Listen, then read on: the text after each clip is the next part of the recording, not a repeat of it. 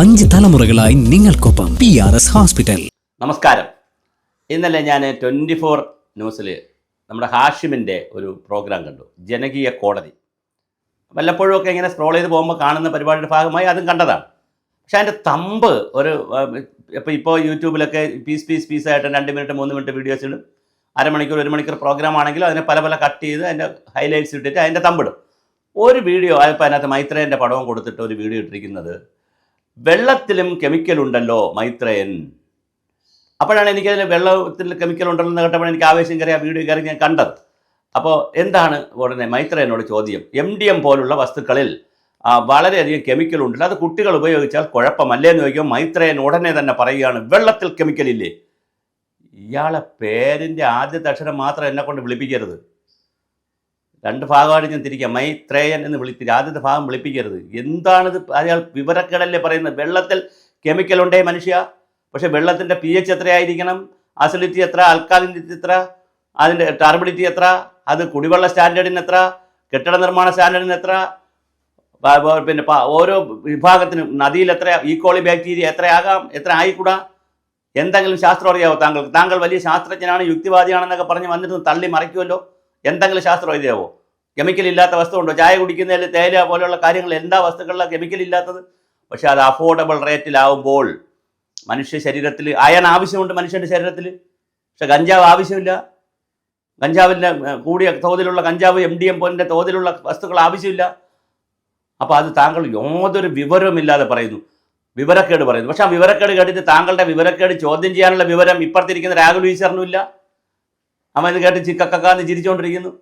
ഒരു ജഡ്ജി എന്ന് പറഞ്ഞ ഒരാളിരിക്കുന്നു, അദ്ദേഹത്തിനും ഇല്ല, ഹാഷിമിനും ഇല്ല, ചോദ്യകർത്താവിനും ഇല്ല, പിന്നെ കൂടെ ഇരിക്കുന്നവർക്കും ഇല്ല. നാട്ടുകാർ എളിഭ്യരാവും. വെള്ളത്തിൽ കെമിക്കലില്ലേ, വെള്ളം പോലാണോ? പിന്നെ വെള്ളം തന്നെ മലിനമായി ഉപയോഗിക്കാൻ പറ്റില്ല.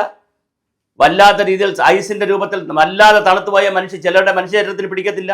വല്ലാതെ ചൂടായി പോയ ചില ആളുകൾക്ക് പറ്റത്തില്ല.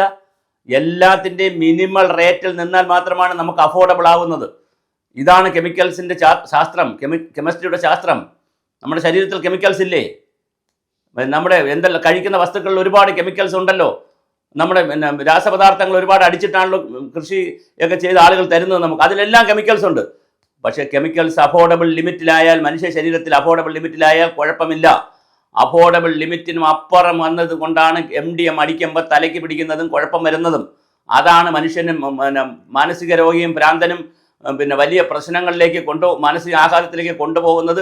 അമിതമായ തോതിലുള്ള കെമിക്കൽസ് MDMൽ അടങ്ങിയിട്ടുള്ളത് കൊണ്ടാണ്. മിസ്റ്റർ മൈത്രേയൻ, മിസ്റ്റർ ഹാഷിം, നിങ്ങൾ എന്താണ് ഈ പറയുന്നത്? ആളുകളെ പൊട്ടം വരാക്കുകയാണ്. ഇതൊന്നും ഏത് വെള്ളരിക്ക പട്ടണമാണോ ഒരു പരിപാടിക്ക് വേണ്ടി അറിയിച്ചു കിട്ടാൻ വേണ്ടി നിങ്ങൾ ചെയ്യുന്നത്? എന്തൊരു ബോറൻ പ്രോഗ്രാമാണ് നിങ്ങൾ അങ്ങനെയൊക്കെ ചെയ്ത് ജനങ്ങളിൽ തമ്പിടുമ്പോൾ. വെള്ളത്തിൽ കെമിക്കൽ ഇല്ലേ എന്ന്. വെള്ളത്തിൽ കെമിക്കലുണ്ട്, ഞാൻ പറഞ്ഞില്ലേ. കെമിക്കൽ ഇല്ലാത്ത ഒരുപാട് വസ്തുക്കൾ, വളരെ കുറച്ച് വസ്തുക്കളെ ഉണ്ടാവുള്ളൂ. മിക്കവാറും എല്ലാത്തിലും കെമിക്കൽസ് കാണും. പക്ഷേ അത് എത്ര അളവിലാകാം, അത് മനുഷ്യ ശരീരത്തിന് ഹാംഫുൾ ആവുന്നത് എപ്പോൾ എന്നതിനെ സംബന്ധിച്ച് കൃത്യമായ പഠനങ്ങളും ശാസ്ത്രീയ രീതിയുമുണ്ട്. അത് താങ്കൾ പറയണമായിരുന്നു. രണ്ടാമത് താങ്കൾ പറയുന്ന മറ്റൊരു കാര്യമുണ്ട്, നിരോധിച്ചത് കൊണ്ടാണ് ഇത് കൂടുതൽ കിട്ടുന്നതെന്ന്. അല്ല മിസ്റ്റർ, താങ്കൾക്ക് സാമൂഹ്യശാസ്ത്രവും സോഷ്യൽ കണ്ടീഷനിങ് എന്നൊക്കെ പറയുന്ന കാര്യം അറിയാമോ? ഒരു വസ്തുവിന് വില കൂടുതലായിരുന്നു, വല്ലാതെ വില കൂടുതലായിരുന്നാൽ കുറച്ച് പേരെ വാങ്ങുള്ളൂ. അതുകൊണ്ടാണ് വലിയ കാറുകൾ ഇപ്പം പിന്നെ ഇന്നോവ പോലുള്ള വലിയ കാറുകൾ എന്താണ്, അല്ലെങ്കിൽ മറ്റേ നമ്മുടെ പിന്നെ എന്താണ് പറയുക, വലിയ അമേരിക്കയിൽ നിന്നും ബ്രിട്ടനിൽ നിന്നൊക്കെ വരുന്ന വലിയ കാറുകളുണ്ടല്ലോ, BMW ഒക്കെ സാധാരണ ആളുകൾ മേടിക്കാത്ത എന്താണ്? വില കൂടുതലായത് കൊണ്ടാണ്. ഒരു വസ്തുവിന് വില കൂടിയാൽ വാങ്ങുന്നവരുടെ എണ്ണം കുറയും, സുലഭമായി ലഭിച്ചാൽ വാങ്ങുന്നവരുടെ എണ്ണം കൂടും. ഏതൊരു വസ്തു സുലഭമായി ലഭിക്കുമ്പോഴും വാങ്ങുന്നവരുടെ എണ്ണം കൂടും. ഇതൊക്കെയാണ് ഇതിൻ്റെ സോഷ്യൽ തിയറികൾ. ഇതൊന്നും മനസ്സിലാക്കാതെയാണോ ഇത് നിരോധിച്ചാൽ കൂടുമെന്ന് പറഞ്ഞാൽ നിരോധനം തെറ്റായി പോയതുണ്ടല്ലേ? നിരോധനം തെറ്റായതല്ല, തെറ്റായ രീതിയിൽ നിരോധിക്കുന്നതുണ്ടല്ലേ? നിരോധനം എന്ന് പറഞ്ഞാൽ എന്താണ്? ഒരു വസ്തു നിരോധിക്കുക എന്ന് പറഞ്ഞാൽ അത് ഒരു സാഹചര്യത്തിലും കിട്ടാത്ത സൗകര്യം ഉണ്ടാക്കുക എന്നാണ്. അപ്പം നിരോധിച്ചിട്ട് ആളുകൾക്ക് കിട്ടാനുള്ള സൗകര്യം ഇവിടുത്തെ പൊളിറ്റിക്കൽ ലീഡർഷിപ്പും ബ്യൂറോക്രാറ്റിക് ലീഡർഷിപ്പും കോൺട്രാക്ട് ലീഡർഷിപ്പും മുതലാളിമാരും എല്ലാം കൂടി അത് രഹസ്യമായി ഇവിടെ കൊണ്ടുവരികയും മാർക്കറ്റിൽ കൊണ്ടുവരികയും അത് കുട്ടികൾ വാങ്ങുകയും അതിനെതിരെ അധികാരികൾ കണ്ണടയ്ക്കുകയും ചെയ്യുമ്പോഴാണ് നിരോധനത്തിൽ വെള്ളം ചേർക്കുന്നത്. ആ നിരോധനത്തിൽ വെള്ളം ചേർത്തത് കൊണ്ടാണ് മിസ്റ്റർ ഇവിടെ പ്രശ്നം പറ്റത്. നിരോധനം ഉള്ളത് കൊണ്ടല്ല.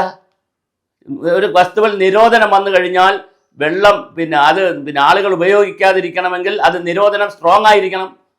ഇവിടെ എ സർട്ടിഫിക്കറ്റ് കൊടുക്കുന്ന ചിത്രങ്ങൾക്ക് എന്തിന്? എല്ലാവർക്കും അറിയാമല്ലോ, അഡൽസ് ഉള്ളി ചിത്രങ്ങൾ എല്ലാ കാര്യങ്ങളും ഇവിടെ ആളുകൾക്കെല്ലാം അറിയാമല്ലോ. ഇപ്പം കുട്ടികളടക്കം എന്തെല്ലാം കാണുന്നതാണ് വീഡിയോ എന്ന് പറഞ്ഞ് നമുക്ക് എ സർട്ടിഫിക്കറ്റ് കൊടുക്കാതിരിക്കാൻ പറ്റുമോ? സമൂഹത്തിൽ നിയന്ത്രണങ്ങൾ കൊണ്ടുവരാൻ ഇരിക്കാൻ പറ്റുമോ? അപ്പം നിയന്ത്രിച്ചാൽ അത് കൂടുതൽ കാണും എന്ന് പറയുന്നത് ഏത് സോഷ്യൽ തിയറിയാണെന്നേ. അതുപോലെ തന്നെ താങ്കൾ പറയുന്നതുകൊണ്ട് സമൂഹത്തെ പഠിപ്പിച്ചെടുത്തു കഴിഞ്ഞാൽ സമൂഹം റെഡിയാവും. ഹെൽമെറ്റിന്റെ ഉദാഹരണമാണ് പറഞ്ഞത്. എത്ര വിവരക്കേട്, അടുത്ത വിവരക്കേട്. സകല ആളുകൾ ഹെൽമെറ്റ് വയ്ക്കുന്നത് നിയമത്തിന്റെ ക്യാമറ വെച്ച് പിടിക്കുമെന്നും പിടിച്ചാൽ വലിയ കുഴപ്പമുണ്ടാവുമെന്നുള്ളതാണ്. അതിനൊരു ഏറ്റവും വലിയ ഉദാഹരണം താങ്കളൊന്ന് സഞ്ചരിച്ചു നോക്കുക. മൈത്രേൻ ഒരുപാട് സഞ്ചരിക്കുന്നതല്ലേ. താങ്കൾ പല സ്ഥലത്ത് ചെല്ലുമ്പോൾ, ക്യാമറ ഇല്ലാത്ത സ്ഥലത്ത് ചെല്ലുമ്പോൾ, അല്ലെങ്കിൽ ആളൊഴിഞ്ഞ സ്ഥലത്ത് ചെല്ലുമ്പോൾ, അല്ലെങ്കിൽ ഇടവഴികളിലും ഗ്രാമത്തിലും ഒക്കെ ആരും ഹെൽമെറ്റ് വയ്ക്കാറില്ല, എടുത്ത് മാറ്റി വയ്ക്കും. അപ്പോൾ കർശനമായ നിയമമുള്ള സ്ഥലങ്ങളിലാണ് ഇത് ചെയ്യുന്നത്.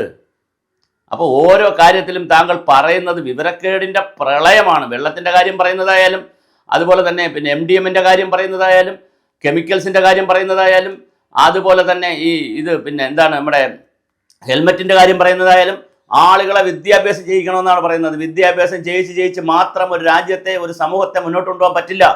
ആ സമൂഹത്തിൽ വിദ്യാഭ്യാസത്തോടൊപ്പം നിയമത്തിൻ്റെ പങ്കുണ്ട്, നിയന്ത്രണങ്ങൾക്ക് നിയന്ത്രണങ്ങളുടെ പങ്കുണ്ട്, ലഭ്യതയ്ക്ക് ലഭ്യതയുടെ പങ്കുണ്ട്, മാർക്കറ്റിൻ്റെ പങ്കുണ്ട്. നമ്മൾ എന്തുകൊണ്ട് ഇത്രയൊക്കെ പറയുമ്പോഴും വളരെ കൃത്യമായി രാജ്യം മുഴുക്ക വേശ്യാലയം തുറന്നു വെച്ചിട്ട് ആളുകളോട് വേശ്യാവൃത്തി ചെയ്യരുതെന്ന് പറയാൻ പറ്റുമോ? നാട് മുഴുക്ക MDMഉം കഞ്ചാവും ഒക്കെ അനധികൃതവും അധികൃതമായി ലഭിച്ചിട്ട് ആളുകളോട് ഉപയോഗിക്കരുതെന്ന് പറയാൻ പറ്റുമോ? ഏത് വസ്തുവല്ല. അപ്പോൾ ഏതൊരു വസ്തു, ഇപ്പം ചാരായം നിരോധിച്ച കാര്യമാണ് താങ്കൾ പറയുന്നത്. ചാരായം നിരോധിച്ചത് ചുമ്മാ ഒരു ഓർഡറിലൂടെ അങ്ങ് നിരോധിച്ചാൽ മാത്രം പോരാ മാഷേ. ചാരായം നിരോധിച്ചിട്ട് ഇവിടെ എക്സൈസ് വകുപ്പ് എന്താ ചെയ്തത്? അത് നമുക്ക് വേറെ വീഡിയോ ചെയ്യാം. അപ്പോൾ അതുകൊണ്ട് താങ്കൾ ആന്റണിയോട് പറഞ്ഞു എന്നൊക്കെ പറയുന്നത് എന്തൊരു ഉളുപ്പില്ലാത്ത വർത്തമാനമാണ്. ഒരു രാജ്യത്തൊരു വസ്തു നിരോധിച്ചാൽ പിന്നെ ആ രാജ്യത്ത് അത് കിട്ടാത്ത രീതിയിലേക്ക്, നിരോധിക്കാൻ കഴിയാത്ത ജനാധിപത്യത്തെ കിട്ടാത്ത രീതിയിൽ നിരോധിക്കാൻ കഴിയാത്ത ഭരണവ്യവസ്ഥയാണ് താങ്കൾ വെല്ലുവിളിക്കേണ്ടത്, താങ്കൾ കുറ്റം പറയേണ്ടത്. അല്ലാതെ അതിന് രഹസ്യമായി കിട്ടാനുള്ള സാഹചര്യം സമൂഹത്തിൽ ഉണ്ടാക്കിയിട്ട് അത് ആളുകൾ നിയന്ത്രിച്ചാലും ഉപയോഗിക്കുമെന്ന് പറയുന്ന ഒരുതരം കണ്ണാപ്പി ഉദാഹരണങ്ങളുണ്ടല്ലോ. എന്തൊരു ഗതികേടാണ്, എന്താണ് ഇത്? ഹാഷിമിന് ഞാൻ അയച്ചു തരാം, ഹാഷിമും കൂടി ഇത് കാണണം. എന്തൊരു ഗതികെട്ട ചോദ്യങ്ങളും ഗതികെട്ട ഉത്തരങ്ങളും ഗതികെട്ട ഒരു സംവിധാനങ്ങളും. ഇത് കേട്ടുകൊണ്ടിരിക്കുന്ന രാഹുൽ ഈശ്വർ, അയാൾ ലോകത്തെ എല്ലാ കാര്യവും അറിയാം, പക്ഷേ ഈ കാര്യങ്ങളിലൊന്നും യാതൊരു ജ്ഞാനവുമില്ല, ശാസ്ത്രവും അറിയത്തില്ല, ഒന്നും അറിയത്തില്ല. ജഡ്ജിയായിട്ട് ഒരാളിരിക്കുന്നു.